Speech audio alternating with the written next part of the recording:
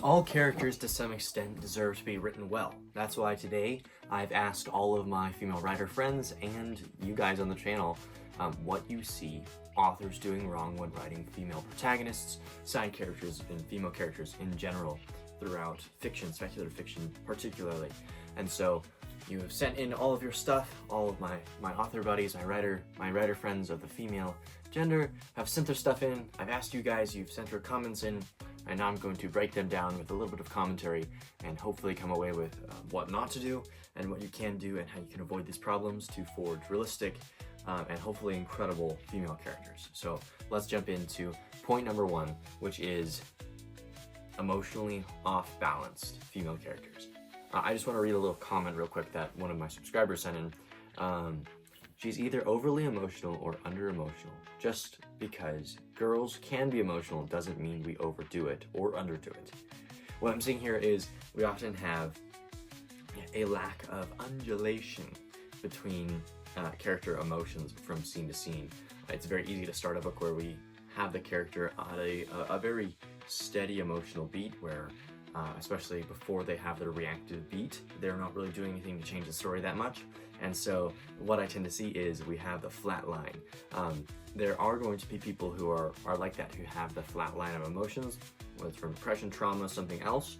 And if you're trying to write that, that can be totally fine. I think Katniss Everdeen can both be a good example and a bad example in this because she's really emotionally mature, and we'll talk about that later for her age, and maybe that's something from her district that, you know, has been all this pressure put on her, and that could be explained and rationalized throughout the course of the story. However, it does seem awfully flat all of the time, whether she's, you know, realizing that her and Peter are gonna die or that her sister's up there, you know, getting selected. And so I think the tip for this one and the takeaway is we actually want to have jumps and spikes in the character's emotions. They are going to have, especially for females, not offensively I'm saying this, but they're going to have spikes, and I think those spikes come a little bit more easily from what I've been talking about with females and tend to affect them more.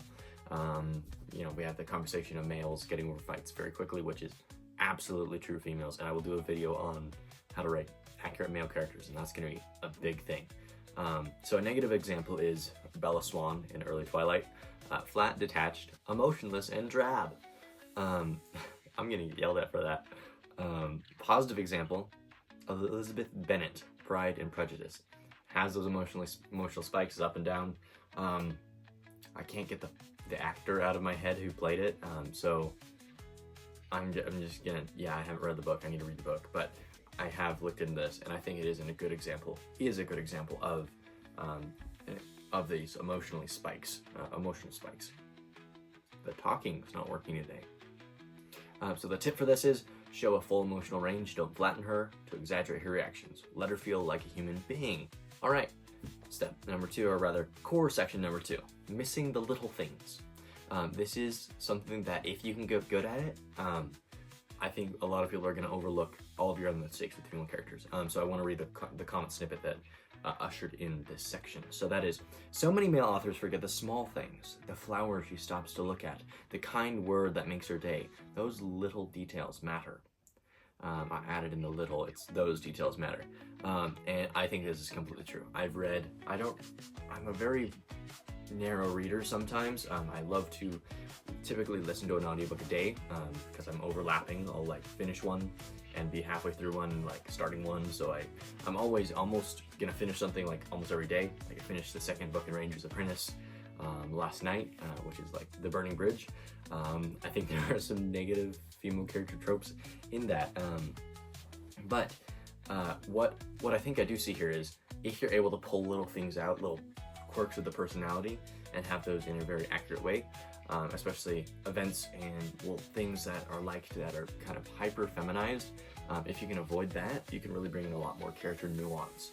So if, you know, say they're a baker, they might love bread. Logically, they're gonna love baking, or maybe they hate baking. Maybe they've been forced into it, but I think it gives a lot of depth, kind of like the character contradictions. Jed Hearn has a wonderful video on that topic where you can build characters through having contradictions that are really entertaining to build. And so you could take something that is almost completely different, a kind of little hobby, and give it to her. That would make her a lot more quirky in a good way that gives her character depth, because we human beings often are kind of contradictions in the way that we live and the things that we do and the things we like and the ideas that we take in and accept around us. So negative example, the female character who is the female soldier, we'll call it the female soldier, who is, always strong, has no hobbies outside of combat and is really tough, never breaks character. Yeah. You know what I'm talking about. It's a little bit painful to see this sometimes where, sure, maybe there are people like that. I'm sure there are actually. But not every single female MC of all history, of all time, in fact, has to be like that. So that is hyper-feminine or hyper-masculinizing a female MC, which really is disrespectful on all regards, I think, for the characters, for the readers, for either gender too. Positive example, I might get a little bit of whiplash on this. I think Anne of Green Gables is actually, or Anne rather, from Anne of Green Gables and that entire series is actually a very good female character, especially in the era, even though it isn't spec thick, technically. So I think she's a wonderful example because she does have those odd quirks. She can 1 minute be joyously reciting poetry on the ride home, talking to, just like quiet people and not realizing that they want her to be like, be quiet, please. And on the other hand, she can be like, oh, how dare you called my hair carrots, I'm gonna break this over your head. So there is character modulation in both emotions, with our previous example, and with likes and interests, which makes it interesting. So takeaway for this section: add texture, favorite foods, smells, soft spots, okay, irritational annoyances. Humanity lives in the tiny details that we can add and have these contradictions going on, which will make the characters so much more fun to write and read. All right, section number 3, the helpless or the overpowered. Oh man, I think we've all seen this one, but I'm gonna read the comment really quick. She's either way too weak and needs rescuing, or she's so powerful she never earns it. No middle ground. Yeah, I'm going to actually read the two negative examples first, and then we'll look into the positive example afterwards. So negative example number 1 is Princess Peach. From the movie, most recent movie, or the games. Actually, that is really interesting. I'm not even going to read the second one because I don't want to irritate the Marvel fans here. So Princess Peach, the games, is it's the maiden in distress, the typical maiden in distress trope, which is not being liked that much anymore. And then the other side of the spectrum, you have the hyper-masculinized female who is like better than Mario at everything. And so that's like the movie version, game version. So we have these different things, different sides. So these are two things that we need to avoid, which is where you're Rey from, I don't even remember the movie. Is it Rise of Skywalker? No. The Force Awakens? Is it The Force Awakens? Yeah, I don't even watch those movies. I'm not a huge fan of those ones. Disney's doing better. Their shows are getting very good with Star Wars. Anyways, with Rey, they hop in the Millennium Falcon for like the first time, and Han is with them, and she's just like grinning at him, and he's looking at her very confused in his wonderful Harrison Ford way, and she's like, I redid the power constructor thing. She's holding up the cords. Sure, maybe she has that skill, but she really doesn't fail at anything to some extent, where she's being an active character rather than a proactive character, or reactive rather than, you get what I mean, where she's not letting the world buffet her about, where she's actually deciding to do something. She never fails in that movie that I can remember. Another good example of this is Sophie from Keeper of the Lost Cities. I enjoyed that book, the first one. I'm still reading through the series. I'm going to get a lot of backlash for this probably. I don't really like her character. She's almost as annoying as Scarlet from Gone with the Wind, who is like intentionally annoying, which is such a good book. Anyways, let's actually move on to the positive example where we can show this. And that is Zuko's sister, Azula, from Avatar: The Last Airbender. And so she's talented, but with clear emotional unraveling over time. She's got these really weird contradictions that we were talking about, where she's got these quirks, she's got these family histories with the father and with Zuko and with her motivations, and she is both weak and vulnerable in certain instances, in certain scenes, and at the same time able to fail and able to, she's trying to be one of these, which is really good because we're seeking it rather than being automatically given it, being automatically overpowered or weak. She's seeking to become overpowered in her bending skills, which is really interesting seeing that arc as she's kind of one of the villains. So key takeaway at this point, power needs conflict to mean something. Make her earn it or show the cost. All right, point number 4, intelligence does not equal gender. All right, the comment snippet for this is, she's always not as smart as the guy. Why? It's annoying. Yeah, I totally get this one. I am going to admit something really quickly. As when I was a newbie writer, not saying that I'm not a newbie writer, take everything I say subjectively, please. It's not going to apply to everyone, and it's not meant to. But when I was first kind of starting out writing, I wrote an entire 20,000 word kind of outline draft, which is where I write it in prose, but very choppy prose, kind of where it's very showy rather than telling, or telling rather than showing. Sorry, man, my language today. And by the end of it, when I was reading it to send it, kind of some people would get feedback on it. It was like my first manuscript ever. I didn't know what I was doing at all. I had not outlined it. I was pantsing, and I realized that I had not had a single female character in the entire time, except for a girl who is mute in the first chapter and who never, well, maybe popped out like twice. And I was horrified by that, and I immediately had to rectify that in my next draft. That project is actually being salvaged right now and about to go out for query at the end of next month, which is going to be awesome.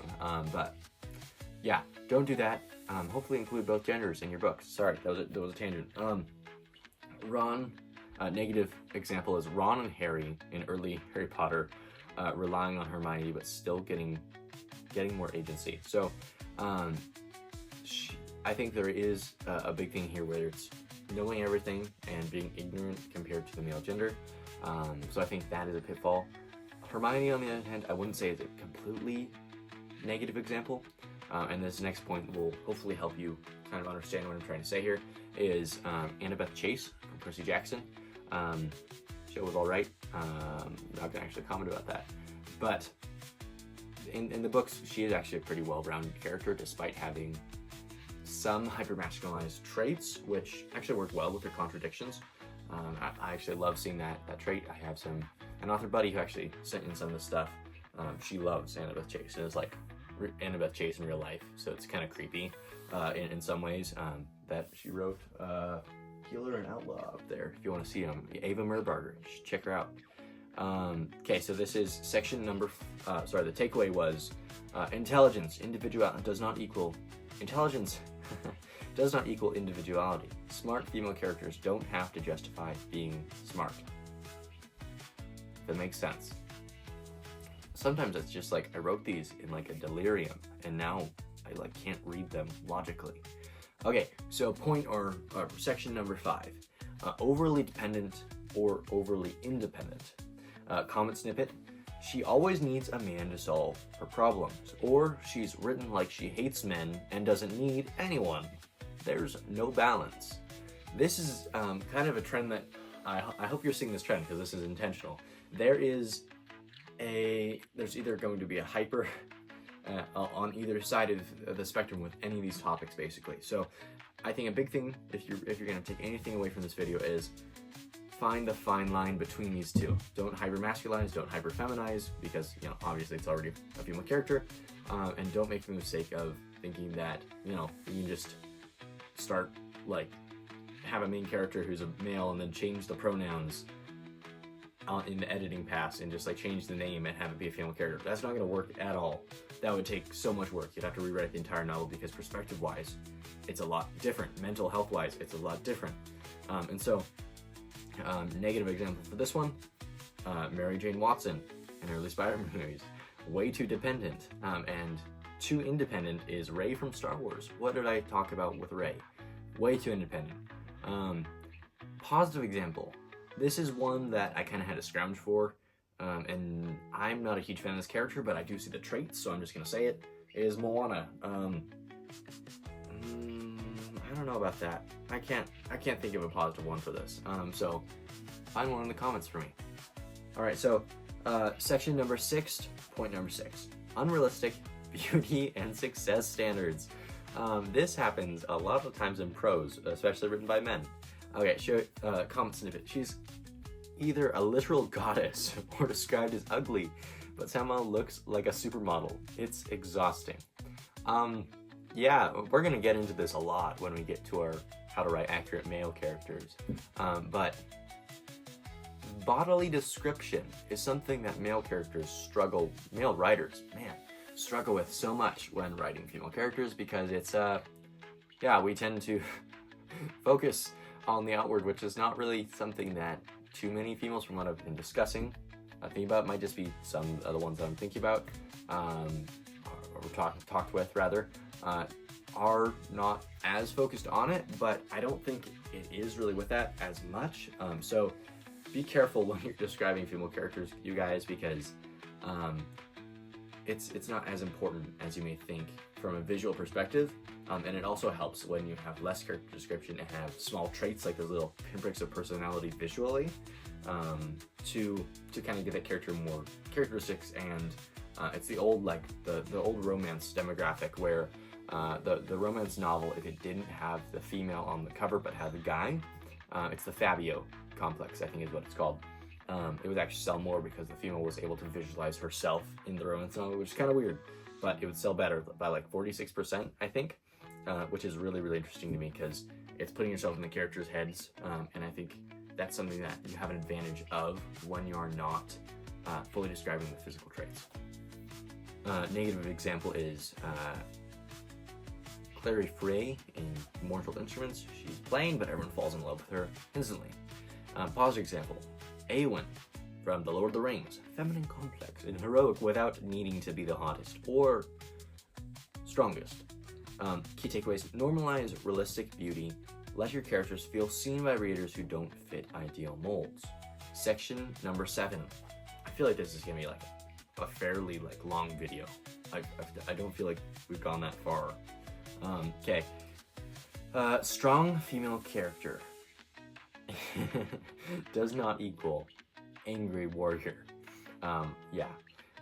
Here's a comment snippet. She's buff, rude, pessimistic, and only strong because she stabs people and makes sarcastic jokes.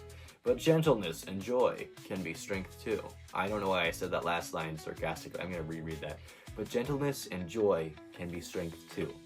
I want a girl who's silly, likes girly things, is kind, but will punch you in the face if you hurt her friends. She's tough, but she also cries sometimes and leans on others. There's actually a quote from one of the books I'm working on right now, and it's probably absolutely plagiarized from somewhere, but the idea is one of the characters, it's actually a male-female dynamic where they're just chatting, and it is talking about how sometimes the roughest hands are the softest and the softest hands the roughest. Talking about experience of strength being restrained, being one of the strongest things that a person can do. And so I think this is something I'm seeing here. Girls are very fierce. They will hurt you. And so a negative example, Cara Dune in Mandalorian. I guess early portrayal is her tough, kind of roguish model, which I don't really like. She doesn't have much characterization. She's just kind of a guy with stuff and a gun. And so, tough, but no warmth or personality at first. Positive example, this is actually a good one from the animated version, which is Rapunzel from Tangled. Kind, creative, hopeful, but clever, resourceful, and brave. I'm not even actually going to argue with that with myself 24 hours ago when I was in a coffee-induced delirium. Okay, takeaway. Strength wears many faces. Don't reduce strong woman to anger, sarcasm, or physical might alone. All right, we're very close to the end. Okay, last point here before I jump into kind of a rant. Point 8. Just the love interest. Oh man, we all know this one. Comment snippet. She's only there to be hot, flirty, or the prize at the end. Negative example, Michaela Baines in Transformers, great at fixing cars, but written like a background prop.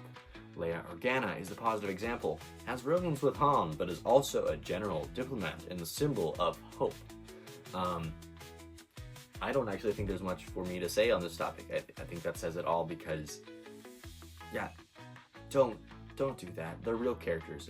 Humanity itself, I have a very hard time remembering that you're a real person on the other side of the screen, that my family around me, that the person walking outside in that car, the person in the ambulance heading to the hospital right now, somewhere in the world, probably hundreds of people actually, thousands, millions, man, math's not working today, are just as human as me. They have emotions, feelings, and they're walking about completely autonomous, depending upon your view of free will. And so we hardly can imagine that. And so with me, I try to have the same emotions about every single character. So if a big tip right here, actually ask yourself, how can I make every single side character kind of feel real? Like they have this thing that when they walk off stage, they're still going to exist. They're not going to cease to exist. They're going to continue in their lives in some way, even if it's not part of the story. Key takeaway from this just the love interest section. If she's in a romance, make sure she's also her own character with goals and growth that matters outside of her partner and outside of the story, as I was saying. Yeah, kind of for me, I guess some of my favorite female characters, Johnny, or Johnny, depending upon your pronunciation, what era you are. It's Harkonnen, not Harkonnen. I don't know what's up with the movie pronunciation. It hurts. I'm having an existential crisis. Yeah, I think she's a pretty good example of a well-rounded character with these quirks, especially if you read Dune Messiah.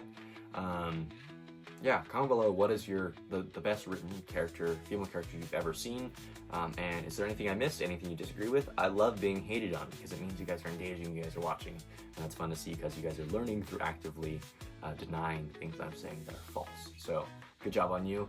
Yeah, feel free to reach out and look out for how to write realistic characters, realistic male characters, and then eventually I'm going to do adolescents, and I want to make this a series. That'd be really fun.